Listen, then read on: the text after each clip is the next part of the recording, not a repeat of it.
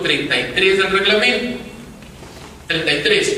Y dieron motivo a que aparezca esta resolución ministerial 050, con un documento grande, ¿se acuerdan que les dije? Perfecto. Esos son registros.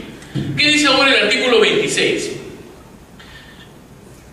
perdón? En el reglamento se establecen los registros obligatorios a cargo del empleador, los que pueden llevarse por separado o en un solo libro o registro electrónico. Llevarse por separado o en un solo libro. ¿Qué diferencia hay? Yo no veo diferencia. Llevarse por separado significa que acá tienes accidentes, reporte de incidentes, incidentes peligrosos, enfermedades ocupacionales y todo lo juntos. ¿Cuál es la diferencia? ¿Qué pagas a una persona para que los engrape? ¿La diferencia? No veo otra diferencia, ¿no? O electrónicos. No veo la diferencia, ¿no? No le veo la diferencia, ¿no? Acá viene algo de un detalle interesante. Las micro, pequeñas y medianas empresas, MIPYME, y las entidades o empresas que no realicen actividades de alto riesgo llevarán registros simplificados. Los registros relativos a enfermedades ocupacionales se conservan por un periodo de 20 años. Ya. Esto ya se sabía, ¿no? Ahora, se supone que lo van a reglamentar. A ver, ¿qué vendrá en el reglamento? Vamos a ver cómo hacen las estrategias para que el reglamento cambie. Pero ojo, hace un momento yo les dije, una cosa son los documentos y otra cosa es el trabajo que tienes que hacer. Ejemplo, con las clases, el ejemplo. Tienes que leer este libro para el fin de ciclo, ¿sí? Y a fin de ciclo tomo 100 preguntas. Los alumnos se quejan, no, ese profesor malvado nos ha querido desaprobar a toda la típica. Eres su amigo este día que le tomas el examen. Al día siguiente el examen te odia, quieren cambiar de profesor, que no, que el otro enseña mejor, es así. Entonces, 100 preguntas, se quejaron. Entonces, el grupo que viene el otro ciclo, ya los nuevos alumnos o los que se quedaron de ciclo, vienen y dicen, ¿sabe qué, profesor? Queremos hablar con usted, hemos formado una junta de alumnos y hemos decidido que no sea un examen de 100. ¿No? ¿Ya? ¿Cuántas preguntas tienen? 20. ¿Ya? 20 preguntas. Se acaba el ciclo, ¿no? Igual tienen que leer el libro, ahí se dan cuenta. Oye, lo que teníamos que decirles es que leamos medio libro. ¿Qué tienen que ver las preguntas? ¿No? No tiene nada que ver. Igual pasa acá, ¿qué tiene que ver los registros? El sistema de gestión se tiene que hacer igual. Esto es la asesoría de inexpertos. Es la asesoría de gente que no sabe. Lo que debieron simplificar son los elementos del sistema de gestión, los requisitos. Eso tuvieron que simplificar, no los registros. Eso se debió simplificar. Eso es parte, eso es lo que les mencioné hace un momento, la importancia de reconocer requisitos. Si tú no sabes de implementación, no vas a saber qué modificar. Si tú no sabes enseñar una clase o hacer un examen, ¿cómo vas a saber cómo evaluar? Entonces al final se van, uy, ¿de qué me sirve que ahora sea 20? Al contrario, es más difícil todavía. 20 preguntas. ¿Por qué? Porque antes tenía 100, de repente, ¿no? De Tim, Marín, de Doping, bueno, algunas me salen. De 20, ¿cuáles te van a salir? Nada. Lo llevas a la tercera vez y ya pides medio libro, ¿no? Entonces, acá es algo parecido. Vamos a ver qué dice el reglamento. Artículo 32, estamos casi terminando en el tiempo exacto. Artículo 32. El artículo 32 habla de las facilidades que se van a dar a los representantes y supervisores. Recuerden que del comité, ¿no? Los miembros del comité paritario y supervisores de seguridad, salud en el trabajo gozan de licencia con goce de haber para la realización de sus funciones de protección contra el despido incausado y de facilidades para el desempeño de sus funciones en sus respectivas áreas de trabajo 6 meses antes y hasta 6 meses después del término de su función. Eso es lo que decía el artículo en la ley. Lo que se ha modificado dice lo siguiente: los miembros del comité paritario y supervisores de seguridad y salud en el trabajo tienen el derecho a obtener previa autorización del mismo comité. Acá dejaron un vacío para el supervisor, y el supervisor tiene que pedir permiso a él mismo, ¿no? Hay un vacío ahí. El reglamento supongo que lo regalará. Una licencia con goce de haber para la realización de sus funciones. O sea, esta vez lo que le están agregando es que si eres miembro del comité, tienes que pedirle, es que eso se ha visto especialmente, eso yo lo escuché en un caso en Lima, en instituciones públicas. Tú sabes que en las instituciones públicas, en varias, ¿no? Hacer vidas sindicales, no sé, supongo debe ser divertido, ¿no? La gente quiere ser de sindicato porque le dan licencia, ¿no? Te dan licencia, no trabajas, ¿okay? Entonces hay varias gente que se ha metido acá. Me llamó para asesoría un personaje de una institución de SUNAT y me dijo, oiga doctora, que hay un problema, ¿no? Porque los del comité ahora están haciendo su campaña de reelección ya, ¿no? Y me están pidiendo su mes de licencia con goce de haber, ¿y cómo procede en ese caso? Bueno, le dije algunas cosas, pero llegué a la conclusión de que hay gente que también se aprovecha de algunas situaciones. Entonces, para eso tratar de modificar eso. Ahora, para que pidas tu licencia, tienes que pedirle permiso al comité. En el comité se supone que hay representante de la parte empleadora. Entonces, por ahí como que te van a hacer la guerra para que tengas la licencia libremente como la tenías antes. Eso ha cambiado. Otra cosa no ha cambiado. Este artículo 49 me parece bonito. Este de acá, la modificación que hay acá. Esta recién me parece la primera modificación trascendente de la ley. Recién. De todas las que les he leído, y ustedes creo que se pueden haber dado cuenta, de las que les he leído no hay modificaciones trascendentes. Las cosas siguen igual, pero la que viene me parece que es la primera modificación trascendente. Esta de acá. Esta de acá es la modificación de un solo inciso de un artículo, del artículo 49. Un solo inciso se ha modificado. Obligaciones del empleador. El empleador tiene varias obligaciones, la que se ha modificado es la que está en el inciso D. ¿Qué decía antes el inciso D? Practicar exámenes médicos antes, durante y al término de la relación laboral a los trabajadores, acordes con los riesgos a los que se encuentran expuestos en sus labores a cargo del empleador. Eso decía antes. ¿Qué dice ahora? Me parece importante. Practicar exámenes médicos cada 2 años. Ya no son anuales los trabajos. Los exámenes médicos son cada 2 años. ¿Sí? De manera obligatoria a cargo del empleador. Eso es un punto. Segundo, los exámenes médicos de salida, o sea, los exámenes de retiro divisionales, son facultativos. Antes eran obligados, ahora son facultativos. Pero, dice, y podrán realizarse a solicitud del empleador o del trabajador. O sea, si usted sale de la empresa y quiere que le hagan retiro, lo pide. Pero eso no va a pasar generalmente. A veces los trabajadores no quieren que le hagan examen de salida. Pero si quieres, lo pides. O sea, te va el empleador, yo sí quiero, pero la ley dice que ahí yo puedo. ¿Ya? Perfecto. Son facultativos. Esto surge de un pedido de las agroindustriales. Las agroindustriales son empresas que pasan bastante rotación de personal y se han quejado. Yo tengo que pasar exámenes, los contrato el lunes y 500 y tengo que hacer examen de retiro el viernes 500, nos sale muy caro. Está bien, parece muy razonable. El problema es que no hacer un examen de retiro es más perjudicial para la empresa que para el trabajador. ¿Sabes por qué? Yo trabajo en una metalmecánica donde hay ruido y entré, ok, examen preocupacional, bien. De retiro, según la ley actual, ya no me lo hacen. Ni yo lo pido, me conviene no pedirlo, no lo pido. Y la empresa tampoco lo quiere pagar, ¿no? Porque no está bien asesorada y le han dicho que todo se acaba con que el trabajador se vaya. ¿Sí? Y luego de eso yo me voy, ni siquiera me voy a trabajar. Escucho música todo el día con mis audífonos, no, me la paso bien, no tengo trabajo, pero de tanto escuchar música con los audífonos, o de repente por ahí trabajar en alguna organización donde hay ruido, me quedo sordo. Y 5 años después, vengo y denuncio a esta empresa. Y les digo, yo trabajé con ustedes hace 5 años, y cuando entré a trabajar, yo estaba sano. Y ahora estoy sordo. No, pero han pasado 5 años. Pero yo no estaba expuesto al ruido. No, pero ¿cómo puedo demostrar, siendo empresa, que no te dejes sordo? Con el examen de retiro. O sea, si yo te hago examen de retiro y demuestro que tú saliste bien de mi empresa, tú no me vas a denunciar.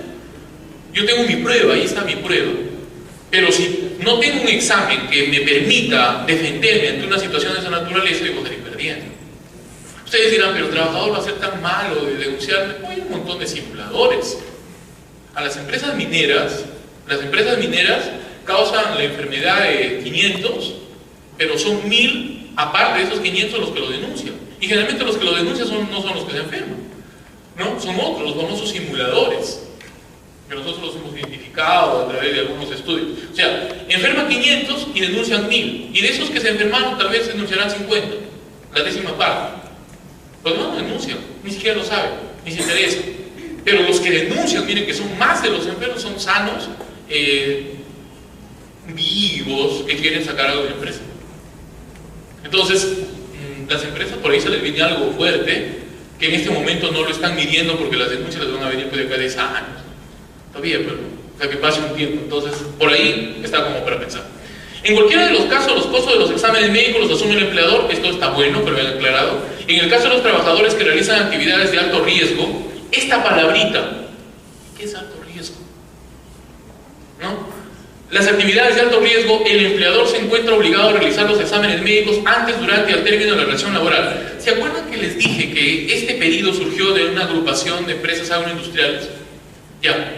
Sucede que en el reglamento de la Ley de Modernización de la Seguridad Social, hay un reglamento, están las actividades de alto riesgo.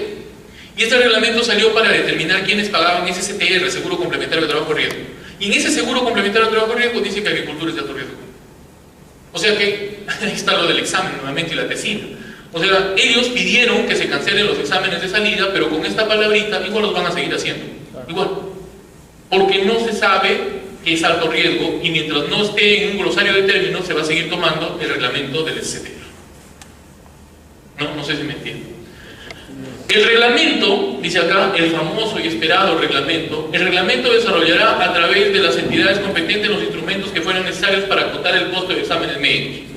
No sé cómo lo van a hacer, ¿no? Salvo que el reglamento venga con $10 debajo y diga, bueno, utilízalos en el caso, un vale, ¿no? Como cuando sacas tu tarjeta de crédito, un vale de consumo. Un vale de consumo en caso de examen médico. No sé cómo, me da curiosidad, una curiosidad, no saben qué curiosidad tengo de saber cómo van a disminuir el costo de los exámenes médicos en la vida. Me da una curiosidad tremenda. Estoy impaciente. Artículo 76. Esta es otra cosa que me parece que va a jugar en contra de los empleadores y que yo creo que no la han pensado bien. Definitivamente no la pensaron bien. Ya me falta solamente ver dos cosas y nos vamos. Miren que estamos revisando algo que es muy reciente y que creo que les podría servir. Adecuación del trabajador al puesto de trabajo. ¿Qué decía antes? Los trabajadores tienen derecho a ser transferidos en caso de accidentes de trabajo o enfermedades ocupacionales a otro puesto que implique menos riesgo para su seguridad y salud, sin menoscabo de sus derechos remunerativos de su categoría. La persona se accidentó, se quedó cojito, antes manejaba el carro, para que no tenga problemas, lo paso a una actividad de menor riesgo, hasta que se recupere, le pago lo mismo, no hay problema. ¿Sí? Miren lo que dice ahora. Los trabajadores tienen derecho a ser transferidos en caso de accidente de trabajo o enfermedad ocupacional a otro puesto que implique menos riesgo para su seguridad y salud, sin menoscabo de sus derechos remunerativos y de categoría, salvo en el caso de invalidez absoluta y permanente. Salvo en el caso de invalidez absoluta y permanente, ¿no? Eso aparentemente es bueno para las organizaciones, ¿no? ¿Por qué? Porque si a un trabajador se queda pues con una invalidez total, permanente, ¿qué otra actividad podría desempeñar? Pero el problema va a ser los pagos que va a tener que hacer, porque antes cuando los reconstituían en el trabajo se minimizaban los pagos. Entonces, ahora, cuando esto pase, ¿qué solución le van a dar? Esperemos el reglamento. Vamos a ver qué dice el reglamento. Última cosa que conversar esta noche. Pena de cárcel, ¿no? Esta pena de cárcel ya estaba contemplada en la oportunidad anterior en la cuarta disposición complementaria, el último que vamos a tocar. Se ha modificado ahora. Disposiciones finales. Acá está la disposición complementaria cuarta disposición complementaria, son 7, primera, tercera, cuarta, acá está. ¿Qué decía antes? La ley modificó el Código Penal creando un delito, lo que antes era una falta. Las responsabilidades pueden tipificarse de este tipo: responsabilidades administrativas, responsabilidades civiles, responsabilidades penales. Las responsabilidades administrativas implican multas, las responsabilidades civiles, indemnizaciones, y las responsabilidades penales, cárcel, ¿no es cierto? Así es. Entonces, antes de la Ley de Seguridad y Salud en el Trabajo solamente había responsabilidades administrativas y civiles, pero con la ley se modificó el Código Penal en este artículo y se creó un delito. ¿El delito cómo se llama? Atentado contra las condiciones de seguridad e higiene industriales. Ese se llama el delito. ¿Qué decía antes? Esto sí estaba feo, ¿eh? Está bien que lo hayan cambiado, a mí me parece personalmente. El que infringiendo las normas de seguridad y salud en el trabajo y estando legalmente obligado, no adopte las medidas preventivas necesarias para que los trabajadores desempeñen su actividad. Medidas preventivas, por ejemplo, tomarles un examen médico, ¿sí? El que no lo hizo, para que los trabajadores en medio de actividad, poniendo en riesgo su vida, salud e integridad física, será reprimido con pena privativa de libertad no menor de 2 ni mayor de 5 años. O sea, tú no le tomabas examen médico, tu trabajo te podía mandar a la cárcel. Y muchas veces yo he visto esto, porque me han consultado empresas. Doctor, pero nosotros no sabíamos eso. ¿Quién es asesora? No, tenemos una persona que no conoce. Ya, perfecto, te fregaste. Porque tú te vas a la cárcel. O sea, estaba así. Así de sencillo. Esto lo han modificado. Ahora dice, el que deliberadamente, es otra cosa. Me gusta. Infringiendo las normas de seguridad y salud en el trabajo y estando legalmente obligado y habiendo sido notificado previamente, esto no me gusta tanto, y habiendo sido notificado previamente por la autoridad competente por no adoptar las medidas previstas en estas y como consecuencia directa de dicha inobservancia ponga en peligro inminente la vida, salud e integridad física de los trabajadores, será reprimido con pena privativa de libertad no menor de 1 ni mayor de 4. Antes era 2 y 5. ¿No? Pero digamos que más que los años de cárcel, lo que ha cambiado es la perspectiva. O sea, ahora primero lo tienes que notificar, pero para que lo notifiques tiene que haber una denuncia, porque normalmente no creo que se hagan las inspecciones de manera primaria. O sea, está bien lejano ahora. Esto de acá va a tranquilizar mucho a las empresas.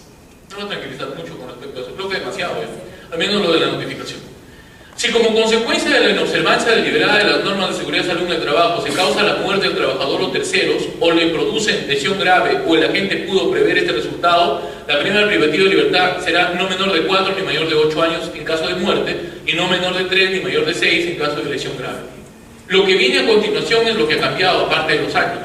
Se excluye la responsabilidad penal, ojo, penal, no la civil ni la administrativa, cuando la muerte o lesiones graves son producto de la inobservancia de las normas de seguridad y salud en el trabajo por parte del trabajador. O sea, solamente queda responsabilidad civil administrativa. Esta parte de acá ha sido muy cuestionada en las redes, por los círculos de seguridad y salud en el trabajo, círculos técnicos, argumentando que en el caso de muerte, ¿quién se va a poder defender de haberse equivocado en el cumplimiento de estándares? Si alguien murió, el empleador le va a echar la culpa, ¿no? ¿Sí? Le va a echar la culpa. Pero, ¿y cómo se va a defender? O sea, ese es el supuesto que están diciendo. Bueno, está para el análisis de ustedes. Antes, esta parte de acá no había, se decía simplemente lo mismo que antes, solo que hasta 10 años de cárcel, no lo han bajado ahora. O sea, disminuyó el tiempo de cárcel. ¿Cuándo entró en vigencia esta ley? Al día siguiente de su publicación. O sea, está vigente desde el 12 de julio, desde el sábado 12 de julio, hace una semana exactamente que está vigente. Hay que tomarla en cuenta y esperar el reglamento, ¿no? Eso es lo que tenemos vigente.